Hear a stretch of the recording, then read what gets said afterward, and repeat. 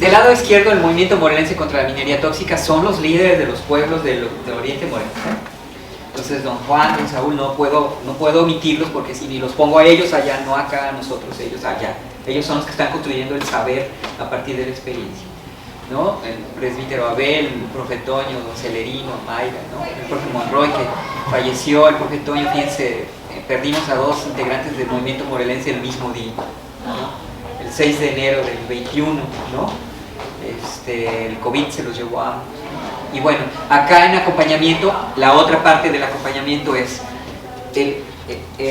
equipos completos científicos trabajando con y para la gente.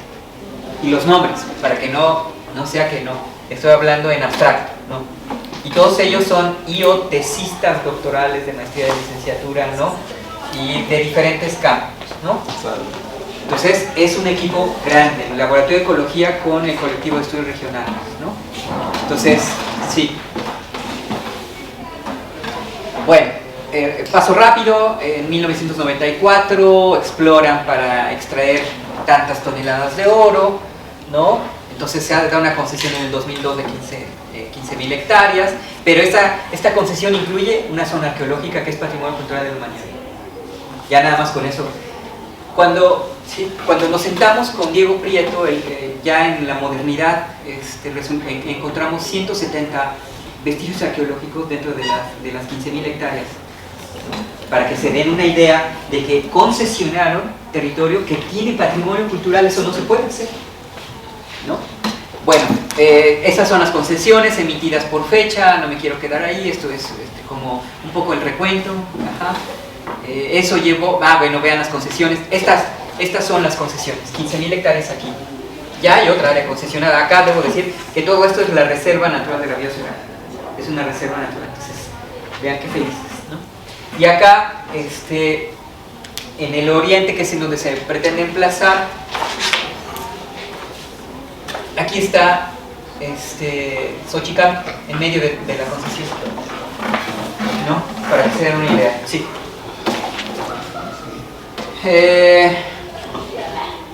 Las concesiones mineras, no, la que sigue, sí, la propiedad social es básicamente comunal y ejidal, la que sigue, por favor. Y entonces, en primera instancia, el Estado se plantea opaco, ¿no? Hay opacidad, complicidad e injusticia, porque no le puedes dar una concesión cuando sabes que hay vestigios, pero también cuando hay oposición, ¿no? Acá podríamos discutir ampliamente. No se ejerció el derecho a la consulta, se impuso en algunos pueblos, les pusieron un centro de salud ahí bonito, pintado, y a mucha gente la compraron vendiéndoles, regalándoles pantallas así de 15 de cuántas pulgadas, ¿no? Entonces, la que sigue, eso fue en la etapa difícil, ¿no? En la etapa periodista más difícil, ¿no? Entonces, ¿qué pasa? Reacciona la gente, se hace una organización de defensa del territorio, y entonces comienzan las asambleas. Y además se hace vean, representantes del Consejo Nacional Indígena en asambleas locales que se empiezan a hacer en todos los pueblos. Nosotros comenzamos a acompañar ahí. Entonces fuimos a las asambleas, ¿no? Ya en la modernidad, la última asamblea, vean, de los pueblos náhuatl en Morelos. Ahí está don Saúl tomando la palabra, un incendiario, ¿no? Don Saúl. Y uno de los líderes más importantes de la zona, ¿no? Hacemos vínculos con otras asociaciones, ¿sí? Y bueno, no sé si le pueden correr uno, porque no sé si el brinco está muy largo. ¿Ese es hacia atrás o hacia adelante? Hacia atrás, por favor. Es que di un brinco de las asambleas. Bueno, adelante. Ahí. Entonces, se comienza a hacer no solo vínculos a nivel nacional y asambleas comunitarias que ponen en alerta a todos los pueblos, sino que también con grupos de abogados democráticos. Entonces, ahí la colectiva Cambiémosla Ya, Agua para Todos, la Asamblea Nacional de Afectados Ambientales, se sientan en este momento, en esta etapa, paso del PRI a la etapa del Estado de Bienestar, y entonces sí, el Estado nos dice, a ver, bueno, ¿qué pasa? Y se comienza a impulsar una ley que se llama Cambiémosla Ya, en torno a la ley minera.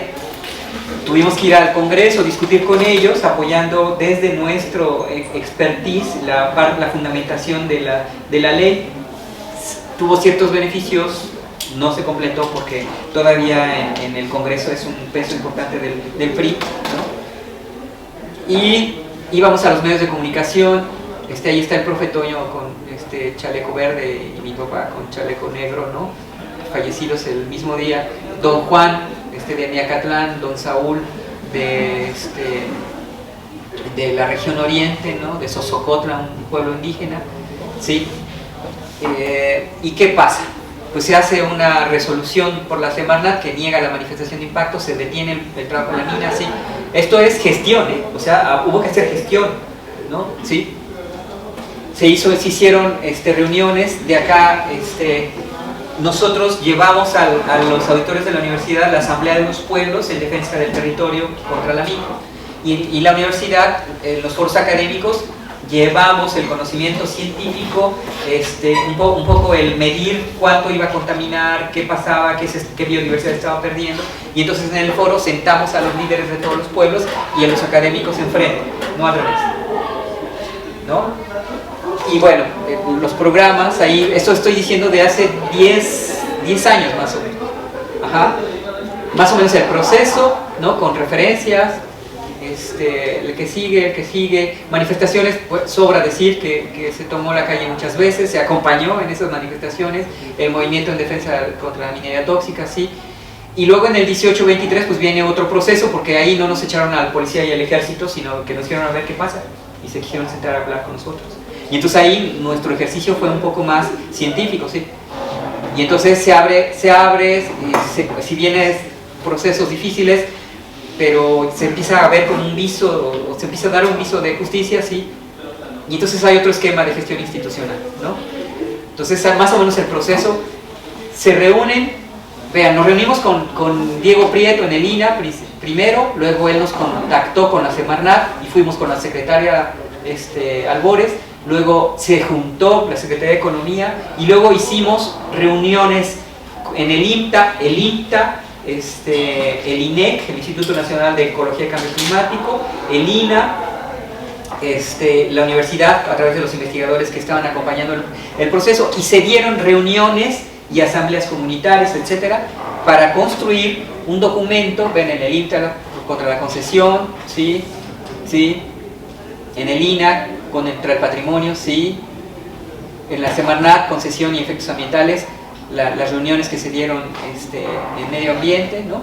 En diciembre del 22, sí. Luego vamos al Congreso de la Unión, aquí fueron todos los afectados ambientales por mina, ¿sí? Otros casos iguales a los nuestros, ahí estamos acompañando, ¿no? A don Saúl, ¿no? Allá está don Juan, ¿sí? Foros comunitarios, vean, ¿sí? Y ahí estábamos. Nosotros sistematizamos los foros comunitarios, hicimos técnicas etno para ello. Entonces están las asambleas y comenzamos a recuperar la información para sistematizar lo que la gente dice. Ahí hacemos la transición a una ciencia social, ¿no? Otra asamblea, foros académicos, llevamos a nuestro campo, ¿sí? Sí. Y se hace un dictamen diagnóstico elaborado por el Estado, sí, con los bemoles que quieran. Se entrega en Miacatlán, en el pueblo. Imagínense, la secretaria Albores con nosotros aquí, ¿no? Y aquí está, por ejemplo, el del INTA, ¿no? La de Secadesu del INEC, la secretaria, ¿no? Nosotros, el presbítero Mayra, que son los compañeros del equipo, ¿no? ¿Sí? Y entonces ahí está el dictamen diagnóstico, ¿sí?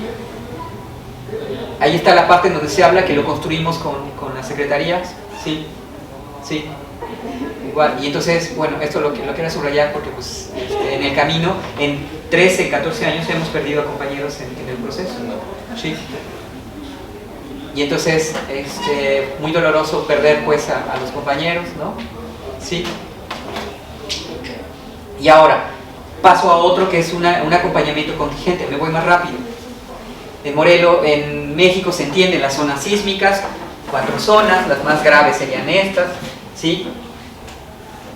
Estos son los epicentros de los últimos, arriba de 6 grados la escala de Richter, ¿sí? Recuerden esto que había pasado, ¿no? Por ahí del 85, ¿sí? Este es Morelos, ¿sí?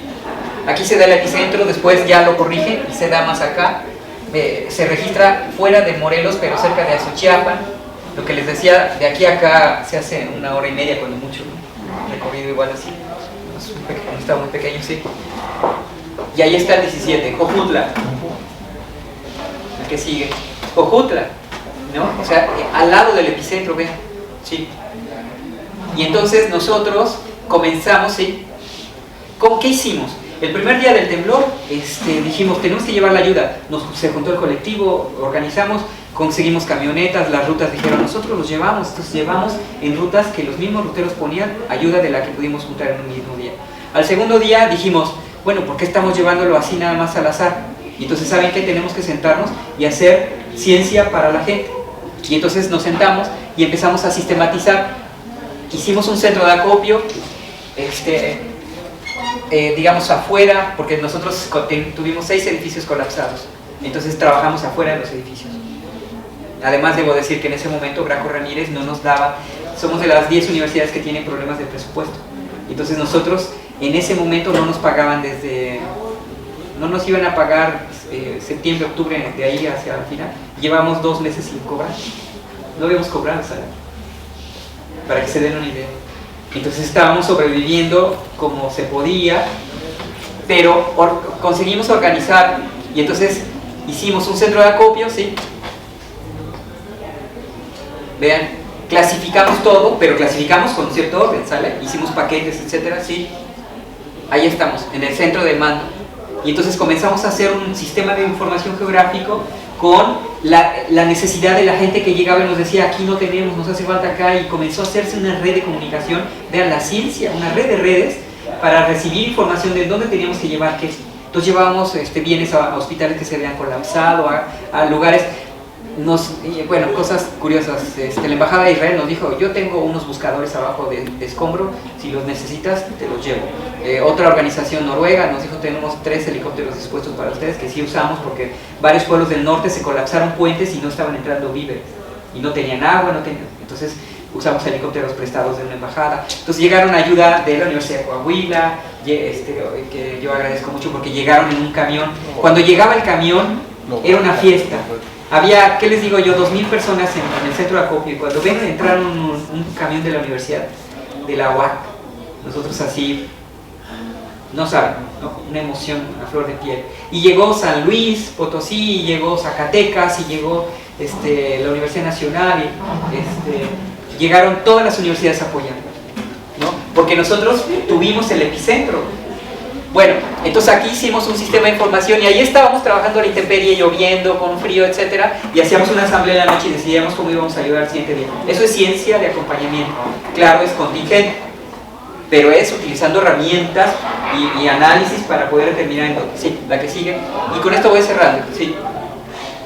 Hicimos levantamientos acá, por ejemplo, no solo íbamos y entregamos ayuda, sino que alguien se quedaba y hacía el levantamiento de en dónde se habían caído las casas. En negro ya es una sistematización en catastral de dónde se cayeron las casas. Esto estoy hablando que es el 12% de la vivienda del pueblo, es un pueblo indígena. Entonces eso que nos permitía regresar ahora con técnicas urbano-arquitectónicas para hacer restauración. Es decir, ayuda que no tenía que ver solamente con el llevar víveres, sino también técnica que es científica. Y entonces hicimos un colectivo, molcajete colectivo, en donde empezamos a diseñar casas que eran para sobrevivir cerca de su casa mientras se construía la casa. Y después hicimos un proyecto para bajar dinero para reconstruir las casas que se habían caído con los colectivos. El que sigue. Y entonces cierro. Bueno, los víveres ya entregados. Lo formal académicamente es más digno y se acepta más cuando en este medio, en donde se refleje menos la realidad social. Eso hay que romperlo. Entonces, yo soy SNI desde la etapa priista. Yo llevo 15 años en el SNI. Y en la etapa priista yo tenía que publicar como si yo me volvía escritor, no científico. Se vuelve un escritor, ¿a poco no? Escribidor, digo yo. ¿no? Entonces tienes que escribir y publicar, porque pues tienes que cubrir los numeritos, ¿no? 3, 4 arbitrados indexados. Por eso yo me burlo un poco poniendo los números cuando me presentan, porque es burlarme de mí mismo. Yo soy un escribidor, pero ¿cuánto de eso fue social? ¿Cuánto le sirvió a la gente, no? Me piden que escriben en revistas arbitradas indexadas de alto impacto en Alemania, y yo tengo escrito en Suiza y en Alemania y no sé en dónde. Allá nadie me lee y nadie sabe lo que... Ahora mismo va a salir un artículo de esto último del temblor en el Colegio de México, que llevo 3 años arbitrando, y me dijeron que eso no era ciencia. Eso es un recuento de algún caso, eso no tiene teoría, eso no es científico, eso me dijeron, y no voy a hablar más del CONEX porque es la catedral de las ciencias sociales, pero ese es el mainstream. Es el mainstream. O sea, ahí te dicen que entre menos social, más matemático, más modelístico, más... Entonces, bueno, y entonces el hemisferio norte ha logrado una autenticación estructural de su lógica de pensamiento, y nos la han implantado a través de la educación. Eso es lo que hay que romper. Y por supuesto, bueno, tiene una lucidez endemoniada. O sea, si ustedes platican con un positivista, te convence. Ves que tal proporción de tanta gente en el corte tal, y si haces un logarítmico, tú entiendes que... ¿Y cuánto de eso tocó a la gente que está viviendo las cosas? Poco, ¿no? Bueno, entonces la estandarización de formas de pensamiento sigue un proceso de implantación colonial violenta, ¿no? Dussel dice que ninguna filosofía que no fuera occidental podría ser reconocida como tal. La acción de sobrevivir a condiciones adversas es parte de la desigualdad, pero tiene que verse desde el proceso, ¿sí? Y bueno, para el pensamiento convencional, muchas cosas, entre otras el trabajo informal, la desigualdad, etcétera, es clasificarles a través de una teoría. Entonces generan algo que estamos discutiendo ahora como categorías desclasificadoras. Utilizan una teoría, te clasifican dentro de esa teoría, todo el mundo repite esa categoría y eso invisibiliza al otro. Entonces ahí es en donde hay que trabajar. Bueno, entonces nosotros teníamos que buscar una forma epistémica pluriversa, fundamentar nuestros proyectos a partir de realidades y hacer acompañamiento. Nosotros hemos acompañado procesos de todo tipo, y de todo tipo es todo tipo, ¿no? Entonces, programas de desarrollo urbano, planes municipales de desarrollo, la delimitación territorial para pueblos que son indígenas, es para dar clases en escuelas en niños, ¿no?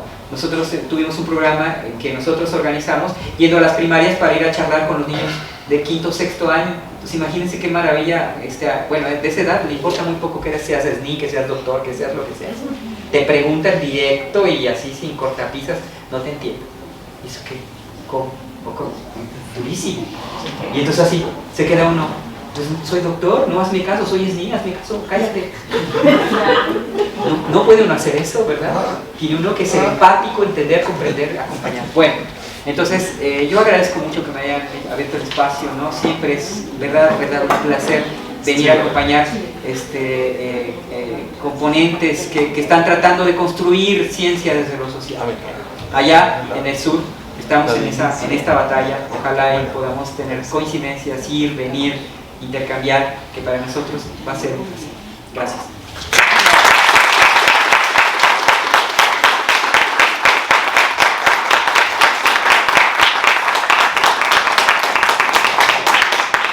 Muchísimas gracias, doctor. Tenemos espacio, tiempo para 2 preguntas nada más. Por favor, indíquenme quienes deseen hacer alguna pregunta o comentario para con gusto llevarles el micrófono.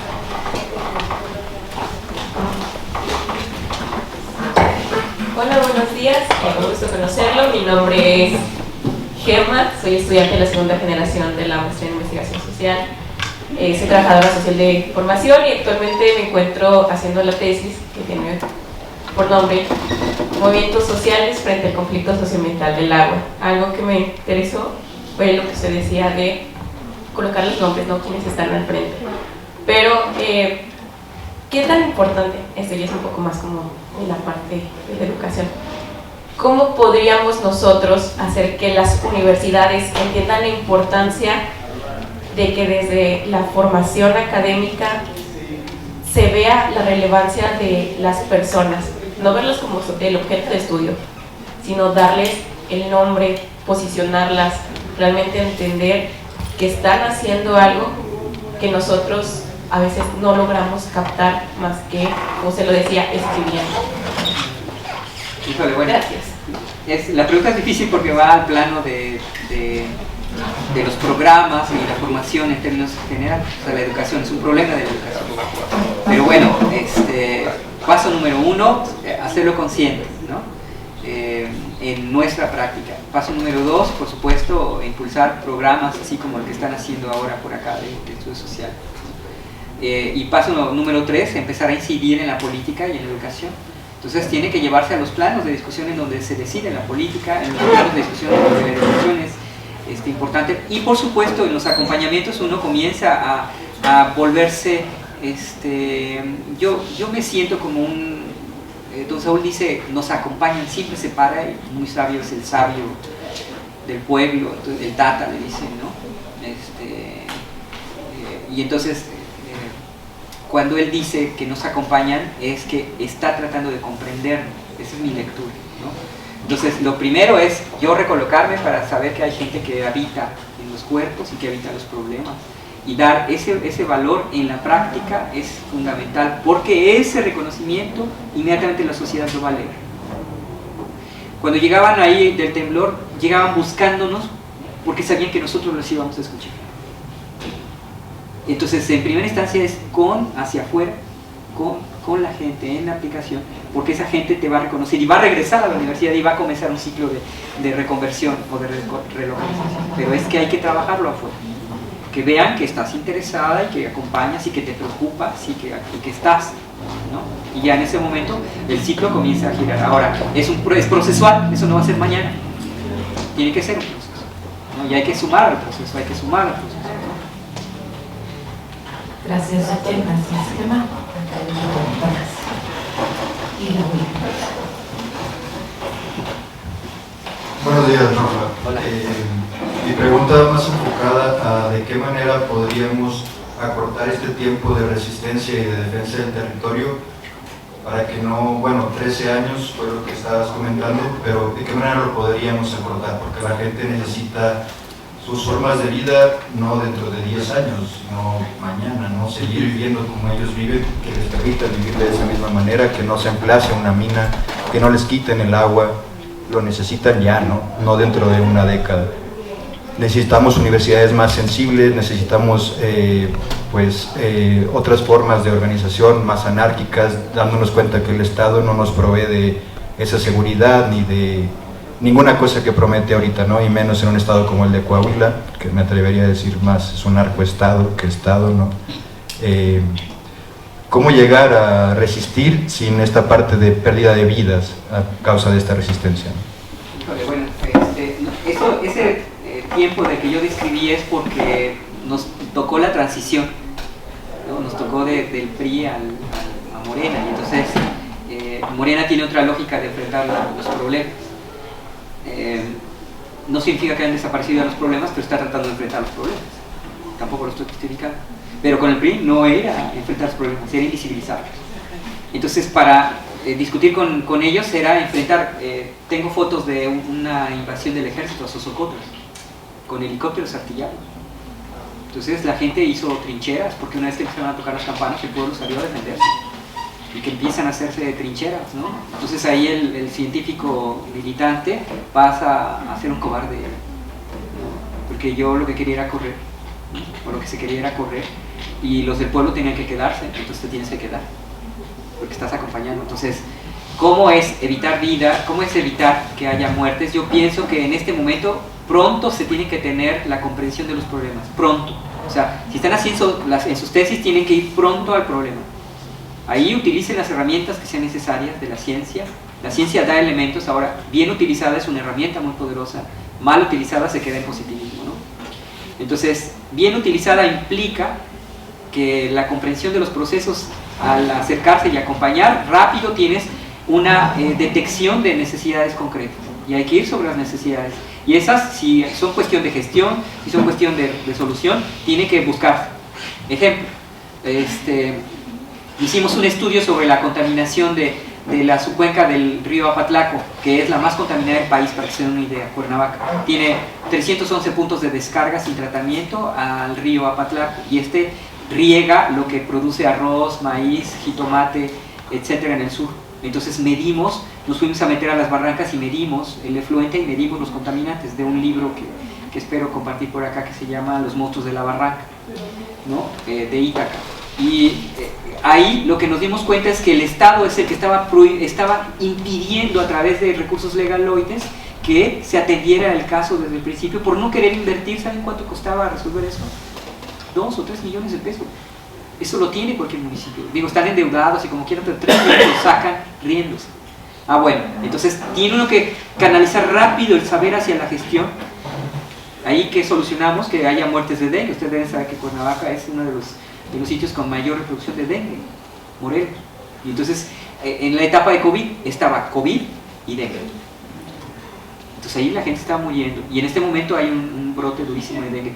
¿Todo por qué? Porque se está reproduciendo en condiciones de humedad que creíamos científicamente que solo era en agua limpia. Pues no, el agua sucia es la que mantiene a los moscos vivos todo el año. Entonces hay que tratar el agua para solucionar no solo la contaminación y gastrointestinales, sino también dengue. Entonces hay que trabajar rápido sobre la comprensión de los procesos. Rápido. Rápido es, digo, dentro de la lógica que nosotros estamos, no son tesis, sino son procesos. Comprendan un proceso en la tesis, pero sigan la lógica para encontrar la solución. Y van a encontrar ahí que hay salidas políticas, de gestión, científicas, técnicas, etc., ¿no? Esas serían. Y estos acompañamientos de 10, 15, pues es porque nos tocó la etapa Peri Morena, ¿no? Ahí no hubo vuelta de hoja, ¿no? Que estaba cerrada la comunicación en el país, cerrada, ¿no? Cerrada. Pero bueno, entonces, investigación, gestión es implícita. Claro, sí. Tiene uno que hacer ese vínculo permanentemente. Entonces acá los proyectos tienen que tocar a la realidad, ya desde ver qué comunidad van a solucionar qué y cómo. Gracias. Sí.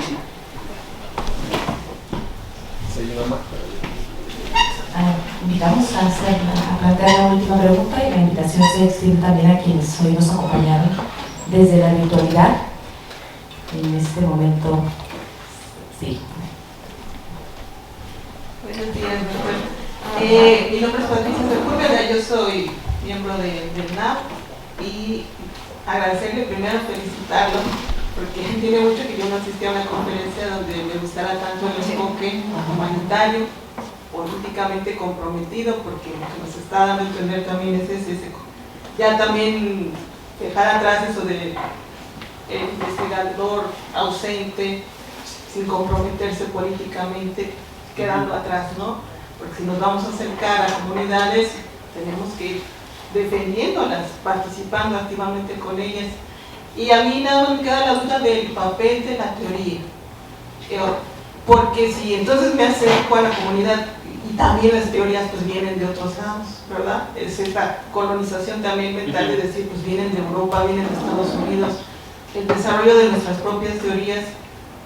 Y una frase, ¿verdad?, muy conocida de no hay nada mejor, más práctico que una buena teoría, de Kurt Lewin, precisamente un psicólogo social, para decir, métanse con las personas y van a avanzar en la teoría, en la medida en que se comprometan.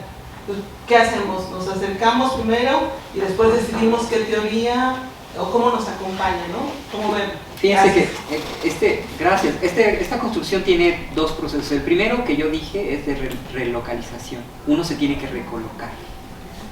Si no se recoloca uno sigue repitiendo teorías occidentales. Entonces eso es pelearte contra lo que ya sabes. Ahí es en donde empieza la batalla. Porque yo también estoy formado en positivismo, y yo estudié urbanismo, una especialidad que se llama planeación urbano regional. Yo sé hacer planes y programas para desarrollo urbano, ¿no? Dentro de lo convencional. Entonces imagínense, les estoy diciendo que vayan con la gente cuando para mí en urbano hay tres momentos de participación. No fueron, es su problema, yo ya dictamino por eso es lo que dice la ortodoxia. Pues yo ya hice la participación, pero no quisieron venir. Entonces uno tiene que recolocarse primero. Segundo, eso implica ser procesual. Entonces, es decir, no mañana ya tenemos un discurso decolonial, sino que el giro decolonial es comprenderse, haber sido formado en una lógica diferente. Segundo, comenzar a discutir los principios que componen la crítica a el por qué estoy tratando de recolocarme. Y tercero, hacer el contacto con la realidad, porque resulta que cuando uno pone la mano sobre donde siempre ha habido polvo, que llamémosle al polvo como la invisibilización epistémica o el epistemicidio, como dice Boaventura de Sousa. Entonces cuando uno quita el polvo así, comienzan a ver que en los pueblos se organizan y tienen asambleas comunitarias y deciden sobre la conservación o no de ciertas plantas, o consumen ciertas plantas medicinales, ciertas plantas que les alimentan, o tienen, hay mucha construcción de conocimiento previo que no está occidentalizado. Está subsumido, claro, el campesino que sabe eso tiene que vender parte de su parcela o de lo que cultivó para salir a comprar un antibiótico que es más poderoso que, ¿no? Entonces, ¿qué significa? Que allá atrás nosotros construimos ciencia etno, o sea, si acá Luis me decía que están tratando de entrar por ahí, si hacen eso es la ruta correcta, porque lo etno les va a decir a ustedes, una vez que yo ya me recoloqué, que ya vi los principios y el origen de los problemas, cómo tengo que abordar científicamente las cosas, porque la gente tiene formas comunitarias, y ahí es en donde uno. Ahora, todos los sitios tienen una forma comunitaria de resistencia, todos, invadidos en lo urbano o en lo rural, etc. Y ahí es nuestra capacidad de leer las circunstancias, porque se acompaña, se comprende, se siente y se comienza a deconstruir una teoría. Es importante también escribir sus propios procesos. Acá sería bueno que escribieran cómo se les ocurrió lo de ciencias sociales o estudios sociales y cómo los proyectos han ido evolucionando en torno a la comprensión, porque ese es el proceso, ese es un proceso. Entonces quien desde la primera, segunda y en la tercera, entonces ya tienen un antecedente. Esa es la construcción epistémica. Esa, y es procesual, ¿sale? Ya está discutido en lo que vivieron. Muchas gracias.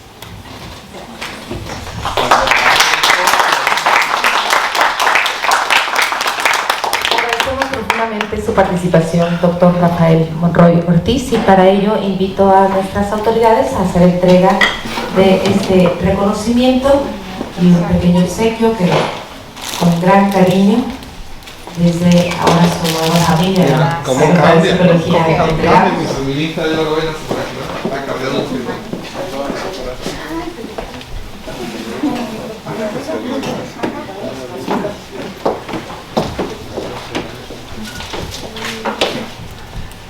Leo el reconocimiento. La Facultad de Psicología de la Universidad Autónoma de Coahuila, a través de la maestría en Investigación Social, otorga el presente reconocimiento al doctor Rafael Monroy Ortiz por impartir la conferencia magistral Hacia un giro decolonial de las ciencias y humanidades desde el acompañamiento social. Firman el doctor Juan Carlos Centeno Maldonado, coordinador de la maestría, y su servidora, la maestra Ana Berenice de la Fe Aguilar, directora.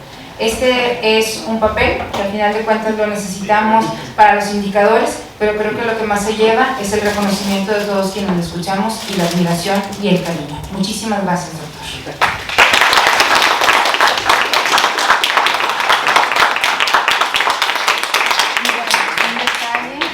Para que llenes el alma, doctor.